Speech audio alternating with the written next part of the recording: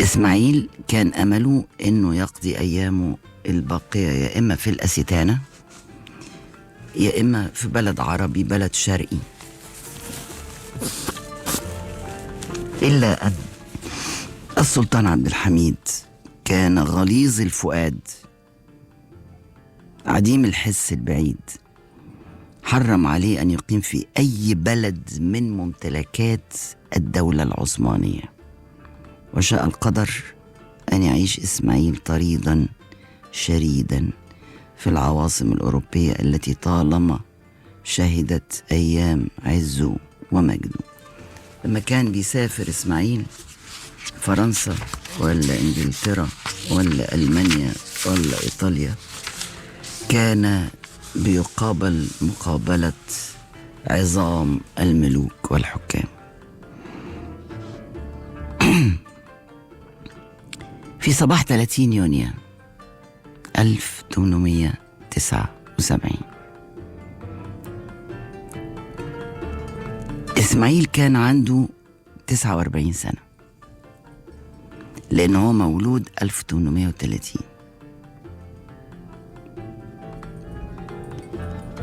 اتولد 1830 وسافر في أول بعثة في حياة محمد علي للدراسة، اللي هي كانت بعثة الأنجال. كان فيها ولاد إبراهيم وولاد إخواته وولاد عمامهم وولاد محمد علي، كويس، فسموها بعثة الأنجال للدراسة. وكان زميله ورفيقه بعد كده في كل التحديث اللي عمله في مصر علي باشا مبارك. يعني كانت بعثة من الأمراء والأنجال، أنجال العائلة العلوية، ومعاهم أبناء الفلاحين أيضا اللي هو علي مبارك. مهم، في صباح 30 يونيو نهض إسماعيل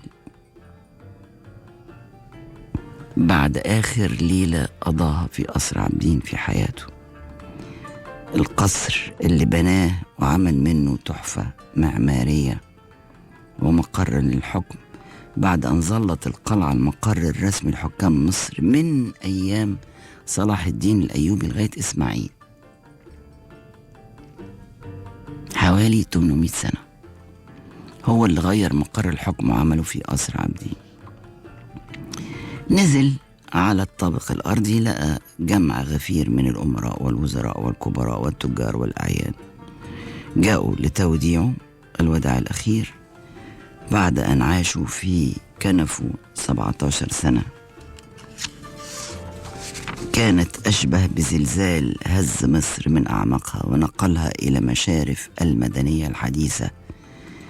دول 17 سنة بتوع إسماعيل. يمكن أنا حكيت لكم في حلقة قبل كده عن وسط البلد دي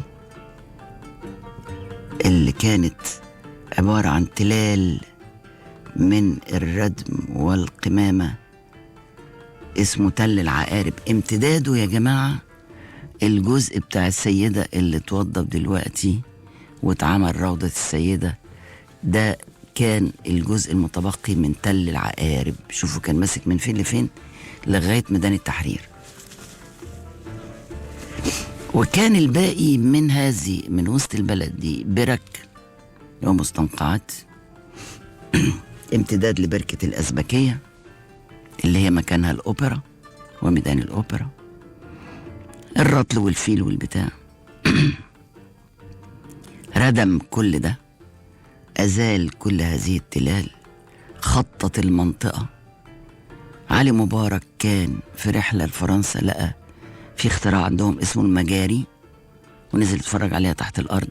جه مصر عمل صرف صحي لأول مرة في مصر في منطقة وسط البلد، عمل الإنارة في الشوارع بغاز الاستصباح، دخل في المنازل غاز الاستصباح للوقود.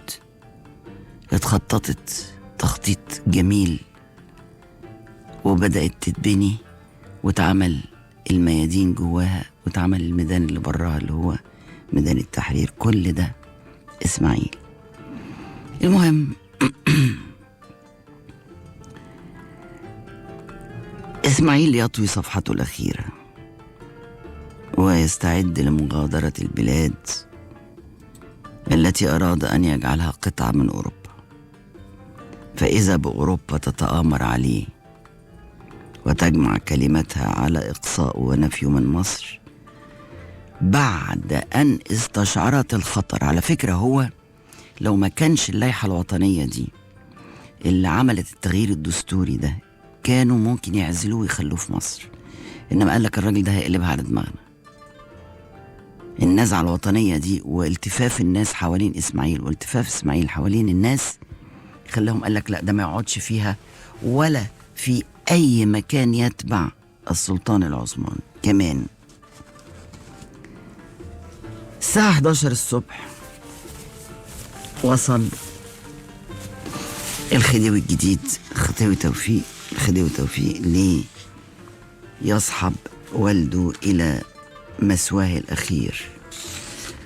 هو بيقول الحقيقة أنا مش ببالغ لما بقول مسواه الأخير، إن فعلا إسماعيل مات في هذا اليوم.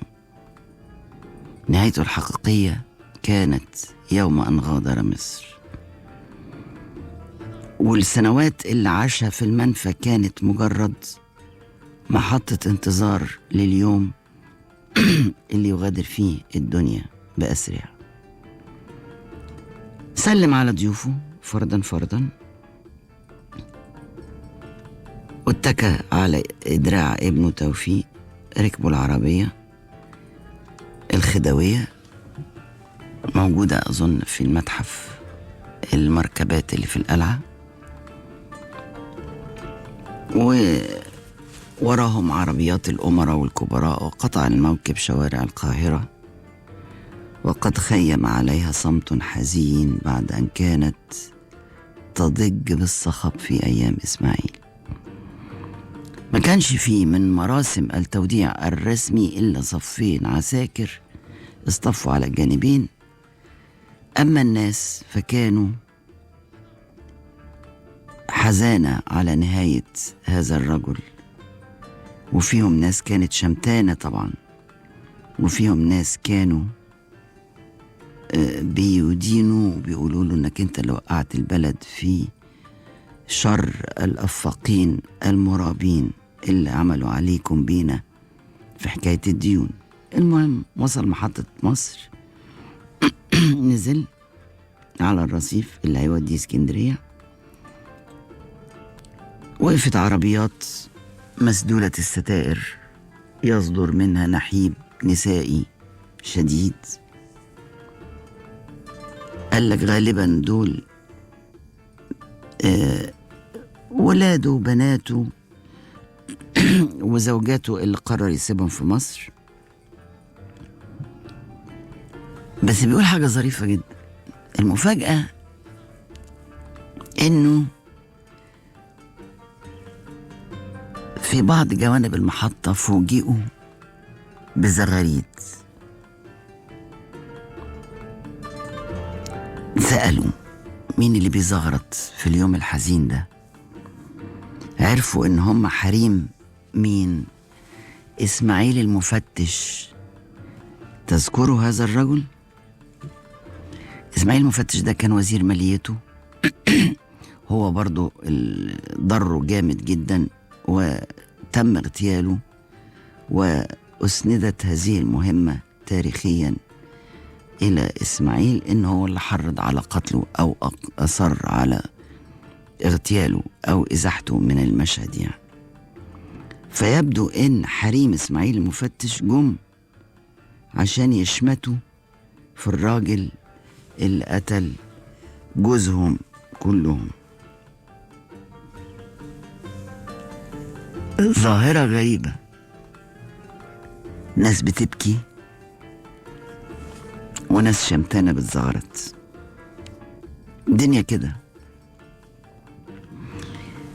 سلم على الناس اللي جاية بتودعه، قال لهم أنا وأنا سايب مصر وماشي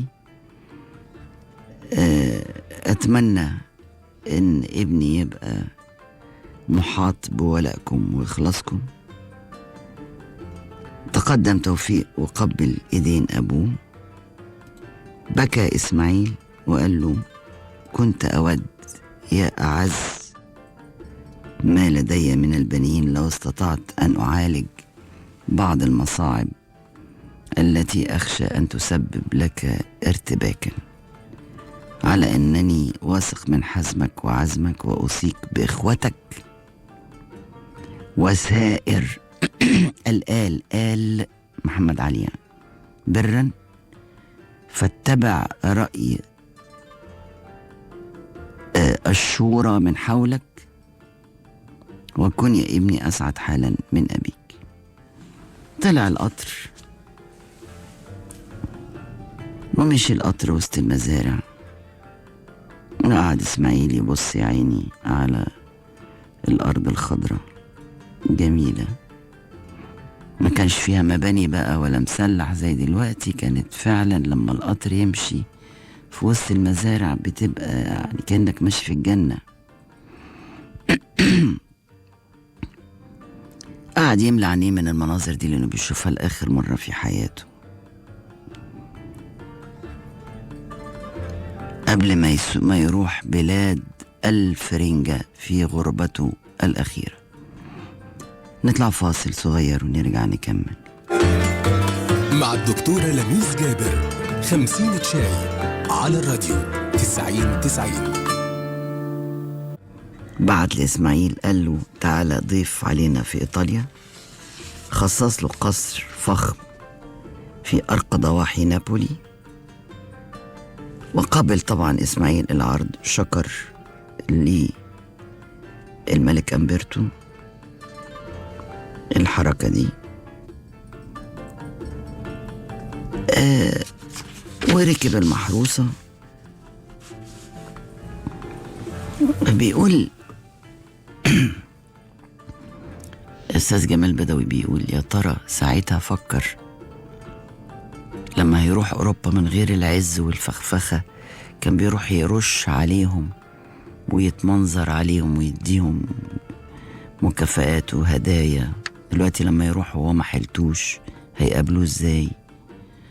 المهم وصل اسكندرية، خد عربيات على الترسانة أو المينا اللي هو عند راس التين. القوارب حملتهم إلى داخل البحر حيث ترسو المحروسة. فوق سطح المحروسة تجمع كل الأمراء والوزراء عشان يودعوه لغاية آخر لحظة. قعد يكلمهم ويحاول يداري إحساسه بالحسرة والحزن، ويهزر ويقول كلام لطيف، إنما ما قدرش يستحمل لغاية الآخر. ففجأة ترك مودعيه وهبط إلى جوف السفينة إلى غرفته. نفس اللي حصل مع الملك فاروق بن ملي. لا، والحركة الجاية هتشوفوا بالظبط اللي حصل. برضو فاروق ناس ودعوه، فضل ماسك نفسه قدام بناته والملكة نريمان وبتاع، وفجأة نزل الأوضة وقفل على نفسه وأخذ يجهش بالبكاء. ده اللي حصل مع إسماعيل بالظبط، بس بدل يوليا 52 ده يونيو 1879 على المحروسة برضو. وصلت المحروسة نابولي، مرضاش ينزل الخديوي إسماعيل، قعد جوه المحروسة حوالي 15 يوم، وبعت تلغراف لمصر يرجوهم إنهم يخلوا المحروسة معاه، هو اللي عاملها على إيده، اللي قاعدة لغاية النهاردة إلى يومنا هذا، اللي ركبها الرئيس السيسي في افتتاح قناة السويس الجديدة، هي دي المحروسة. على فكرة هي ما اسمهاش المحروسة، هي اسمها محروسة من غير ألف لام. عبد الناصر سماها الحرية، مع إن محروسة ده اسم مصر يعني، بس أهو من باب خلف تعرف أي تغيير والسلام. الرئيس مبارك اللي رجع لها اسم محروسة مرة أخرى. فبقى كان نفسه يعني آخر حاجة من ريحة مصر تقعد معاه المحروسة، لكن الحكومة المصرية رفضت وهددته لو ما رجعتش المحروسة الراتب السنوي بتاعك هيتمنع من الوصول إليك. برضو نفس الحكاية، فاروق وصل رموه في نابولي واتدورت محروسة ورجعت على مصر. نزل في القصر اللي بيقولك كان في نابولي بيبص منه على بركان فيزوف الشهير في إيطاليا.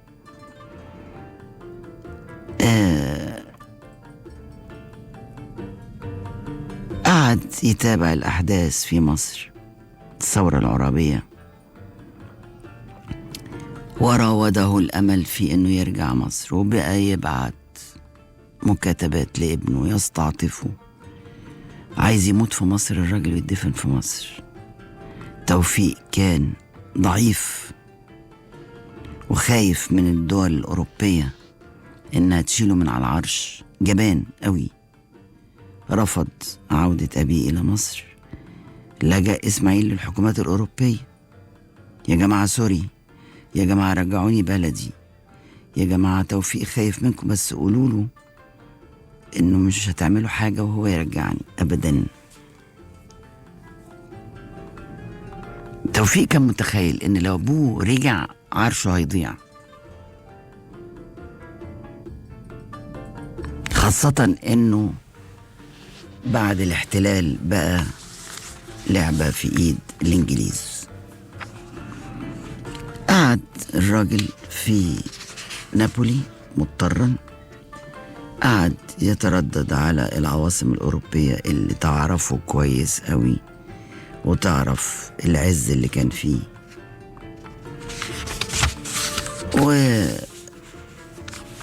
والمرة دي بقى ما كانش بيروح يقعد في سرايات ولا في أوتيلات فاخرة، كان بيروح يقعد في أوتيلات متواضعة. فبيقول بعت تاني للسلطان عبد الحميد. هو كان اشترى قصر إسماعيل في على ضفاف البسفور اسمه قصر الأمركون بتاعه ملكه. فبعت لعبد الحميد قال له طيب يعني اديني طيب فرصة اجي اعيش في القصر بتاعي اللي في الأسيتانة اللي في البسفور، بلاش يا سيدي الأسيتانة. هنا بقى وافق أخيرا عبد الحميد والعياذ بالله. فرح إسماعيل ولكنه لم يدري أنه كان يستجير من الرمضاء بالنار. عارفين المثل ده؟ الرمضاء هي النار، فيقول لك كالمستجير من الرمضاء بالنار. ليه بقى؟ هو كان في إيطاليا حر، مش حد بيتجسس عليه، لحد بيتصنت عليه. راح يا عين أمه على القصر بتاعه اللي على ضفاف البسفور، وكانت حياته أشبه بحياة العصفور في القفص. أحاط به الجواسيس من كل ناحية وضيقوا عليه الخناق حتى اعتلت صحته وتكالبت عليه العلل والأمراض. هو تخيل يعني إنه إيه، هيعيش تحت رعاية السلطان، يعني يبره، يعطف عليه، يزوره، يحس إنه عايش مع حد يعرفه يعني. لكن الحقيقة هو راح إلى معتقل. فبيقول لو كان يعرف إن حياته في نابولي أحسن ما كانش عمل الخطوة دي، ولما استبدل القيد بالحرية. عاش في تركيا ما تبقى له من عمر، معذب النفس، منهوك القوى، عنيد الجسد، فاقد الأمن، لا يطمئن إلى الحياة ولا تطمئن الحياة إليه، ولا يسالمه الدهر. طيب كبر، ما كانش كبير قوي يعني، إنما العيا والزعل خلاه يطلب من السلطان انه يروح مدينة في تركيا اسمها إمس. دي مدينة مشهورة بالمياه المعدنية اللي بيتعالجوا بيها زي فيشي كده. فبعت له السلطان رسالة بايخة زيه كده، قال له لا، عندك واحدة في الأناضول اللي هي مياه بروسا، في بلد اسمها بروسا فيها مياه معدنية للاستشفاء، روح لها. وكان قبل كده أيام ما كان خديوي مصر كان راح لها وقال إن دي أفضل من حمامات أوروبا، فرد عليه قال له لا، ما ينفعش تيجي، روح على بروسا. 92 1892 كان بقاله 13 سنة إسماعيل في المنفى. مات توفيق ابنه، وكان عنده كام سنة؟ كان 42 43 سنة. وجلس عباس حلمي الثاني على عرش مصر. راح زار جده كتر خيره في المنفى، وبدأ إسماعيل يراود الأمل في أنه يسعى إلى العودة إلى مصر. فقال له يا ابني، كلم السلطان قول له أرجع مصر، أنا عيان وقربت أموت، عايز أدفن في بلدي. ولكن تصرف عباس لم يكن أفضل من أبيه كثيرا. الله أعلم، هو جس النبض كده لقاهم بيقولوا له لأ، سكت، اتلهى على عينه وسكت. إلى أن جاءت التقارير الطبية تقول أن الحالة الصحية للخديوي إسماعيل بلغت حد الخطر. وبينما كان الخديوي عباس في الأوبرا بيتفرج على حفل موسيقي، وصل تلغراف يقول إن حالة إسماعيل سيئة. استدعى أعمامه، استشارهم، استقر الرأي على إن يسافر الأمير أحمد فؤاد ابن إسماعيل والأمير إبراهيم حلمي ابن إسماعيل عشان يكونوا جنب أبوهم في الوقت اللي يسعى عباس مع السلطان والإنجليز إن جده يرجع مصر. تاني يوم عباس استدعى مجلس الوزراء، قال لهم يا جماعة عايزين نرجع الخديوي إسماعيل، الراجل بيموت، فاضل له أيام. ولكن مجلس الوزراء رفض تماما، قال لك معلش هيعمل لنا أزمة سياسية والإنجليز محتلين البلد وبتاع، مفيش داعي. الخديوي عباس قعد يعارضهم معارضة شديدة جدا، وبعدين رأيهم هو اللي مشي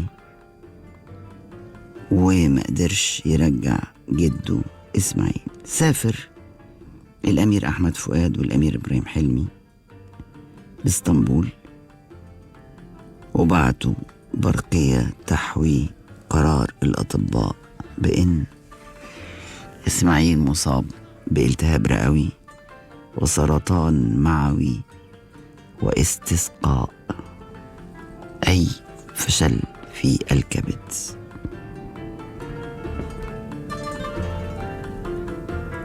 بيقول بقى جمال بدوي جملة جميلة أوي، قال لك الحقيقة مش الثلاث أمراض دول، إسماعيل تحالفت عليه 3 أحزان: حزنه على ضياع عرشه، وحزنه لخيبة مسعاه، وحزنه لفراق وطنه. بعد تاني وعباس اجتمع بالوزراء تاني وتالت، يا جماعة الراجل بيموت. قالوا له أصل الإنجليز مش موافقين ولا السلطان موافق، وأصدروا قرارا بانتهاء بحث هذا الموضوع مرة أخرى. فألحان الغروب بقى كتاب جميل قوي عملت لكم منه حلقة مرة، بتاع الأستاذ إبراهيم الطناحي. تناول فيه اللحظات الأخيرة في حياة المشاهير. فكاتب إيه؟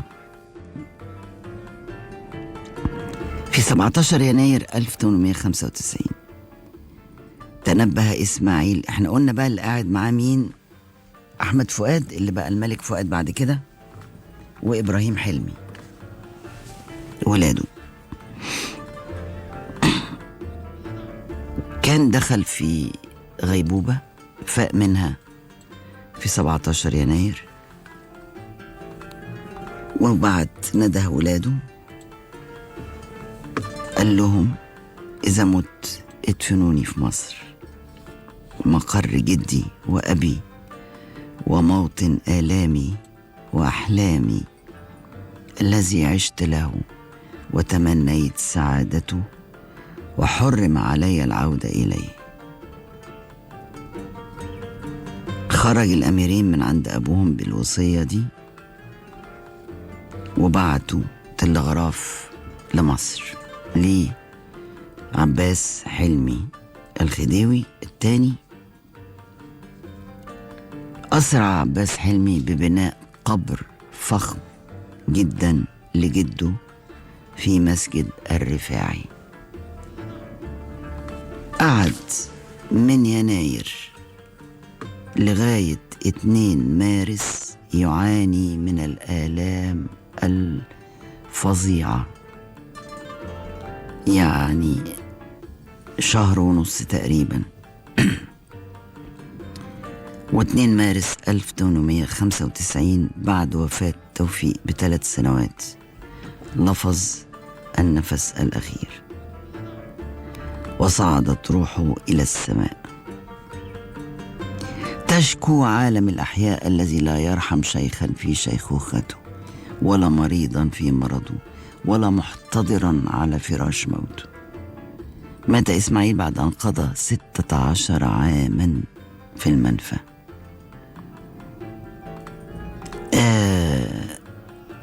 رجعوا مصر، سمح السلطان بنقل جثمانه إلى مصر، فعاد في موكب حافل. والحقيقة قريت أنا في كتاب آخر إن المصريين دول شعب غريب أوي يا جماعة. ناس خرجت، الجثمان وصل طبعا على اسكندرية، من اسكندرية جه في القطر على محطة مصر، نفس السكة، ومن محطة مصر إلى جامع الرفاعي اللي بنته مين؟ أمه خشيار هانم، أم إسماعيل زوجة إبراهيم باشا، واتدفنت فيه. الناس اتصفت. عمل له عباس حلمي الحقيقة كان جدع، عمل له جنازة رسمية، جنود وطبول وخيول وبتاع، ولكن الشعب المصري اصطف على جانبي الموكب يودع الخديوي إسماعيل بالبكاء. الشعب ده فراز قوي قوي، يعني بيقدر يعرف كويس قوي مين اللي معاه ومين اللي عليه. حتى وإن جاءت أوقات ظن الناس إن المصريين غافلين عن الحقائق، إلا إن هم ساعة الجد تلاقيهم بيفهموا كويس قوي وبيدوا كل واحد حقه، زي ما حصل في جنازة النحاس باشا. رغم إن عبد الناصر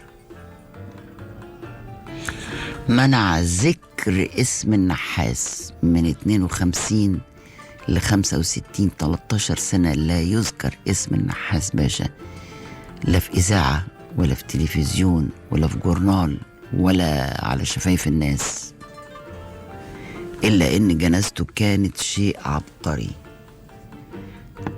هو ده الشعب المصري الحقيقة يعني.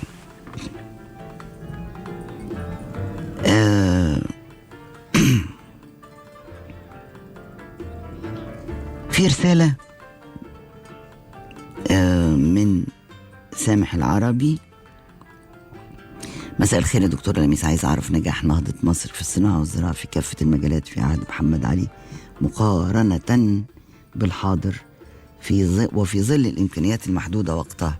ده أنا هعمل لك حلقة جبارة. شوف لنا كده الفيسبوك في رسائل. هعمل لك حلقة جبارة على النهضة بتاعت محمد علي الحقيقة الأسبوع الجاي. لا ده أنا كنت عايزة أعمل لكم الحلقة دي بس ما لحقناش. نهاية توفيق نعملها الأسبوع الجاي إن شاء الله. مساء الفل لميس هانم، بصراحة أدهم هدهد الخديوي إسماعيل اتظلم ظلم باين، وبصراحة يا ريت الملكية استمرت ولا جرالنا اللي جرالنا. تفتكري متى ينصلح حال مصر؟ مصر زي الفل يا جماعة، معلش نستحمل الصعوبات اللي بتحصل دلوقتي، وفي بعض الأخطاء في حاجات كده زي الإعلام. برضو أنا كتبت مقال وما كانش عاجبني اللي بيحصل، إنما كل شيء قابل للإصلاح. محمد خليل، بجد شكرا لحضرتك دكتورة لميس، ربنا يخليكم. نهى محمود، يا دكتورة حبيبتي وحشتيني جدا، بقالي كتير قوي ما كنتش بسمعك، وحشتيني جدا يا نهى. أنا موجودة، أنت اللي فين يا نهى؟ ستيفان شعراوي، مساء الفل مدام لميس خديوي إسماعيل، هو مات إزاي؟ أديني قلت لك يا أستاذ. كيف مات إسماعيل بعيدا غريبا في المنفى بعد 16 سنة، من 79 ل 95. قضى 17 سنة في حكم مصر و16 سنة في المنفى. ستيفان، أحلى إذاعة في مصر، شكرا. حسن عاشور، يما ملك يا حسن، مين اللي مخوفك يا حسن؟ نهى، يا دكتورة ازاي مصر كانت مفلسة في عهد توفيق؟ واللي اعرفه ان ايام فاروق كان الجنيه بيجيب كذا دولار. طيب لا، هي مش مصر، هو الكومبينة اللي اتعملت على اسماعيل، اتعمل حاجة اسمها صندوق الدين، وقعدت مصر تسدد في الديون. انما الحال بعد كده استقر والدنيا نهضت نهضة جامدة. مع لا تنسوا ان في شخص عظيم اسمه طلعت حرب بدأ يبني الاقتصاد الوطني من سنة 20.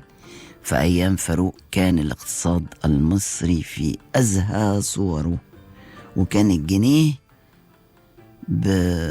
بكم دولار؟ الجنيه كان أظن ب12 دولار.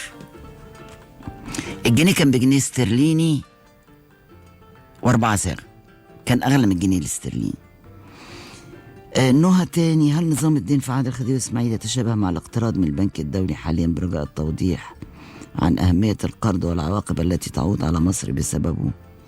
والله يا نهى أنا قلقانة زيك، إنما أظن أن المجموعة الاقتصادية في مصر تعلم جيدا ان احنا الدين الخارجي كبر جدا جدا، واكيد هم يعني عاملين حسابهم هيسدوه ازاي، ولا الا ممكن نروح في داهية. بس اظن خير يعني، ما تقلقوش. بودي، ايه عامله ايه يا ست الكل؟ انا ام احمد. اهلا يا ام احمد، بحب التاريخ منك، يا ريت حد يسجل لك كل التاريخ بصوتك ويقوم بالتدريس بيه في المدارس. يا رب يخليكي يا بودي. أشرف، مساء الجمال دكتور، ينفع حضرتك تعلمينا حلقة تكلمينا فيها عن اليهود في مصر، ويا ريت تقولي رأيك في موضوع الدول الكتير الأجنبية اللي عاملة فرص سهلة لدخول الكليات بالذات روسيا. والله بصوا، أنا ما حبسش تروح بره تدرس في كليات، خلي الدراسة بره لما بعد الفترة الجامعية. إنما عندك دلوقتي في جامعة إنجليزية، في جامعة كندية، في جامعة ألمانية، وهتبقى في جامعة صينية وجامعة روسية. خلي دايما السفر للبوست اللي هو ماجستير دكتوراه الحاجات دي. محمد عمارة، تحياتي الأستاذ الدكتورة الوطنية لميس جابر، أساليبهم الاحتلالية واحدة طول عمرهم. والله 1879 كنا دستوريين زي حضرتك ما بتقولي، عشان كده حملة فريزر، تحياتي لحضرتك. ممكن نسمع تسجيلات الحلقات السابقة. والله أنا غلبت أقول للمحطة لا توجد تسجيلات للحلقات السابقة يا إخوتي الأعزاء. وانتهت حلقتنا، ونتقابل الأسبوع الجاي على كل خير.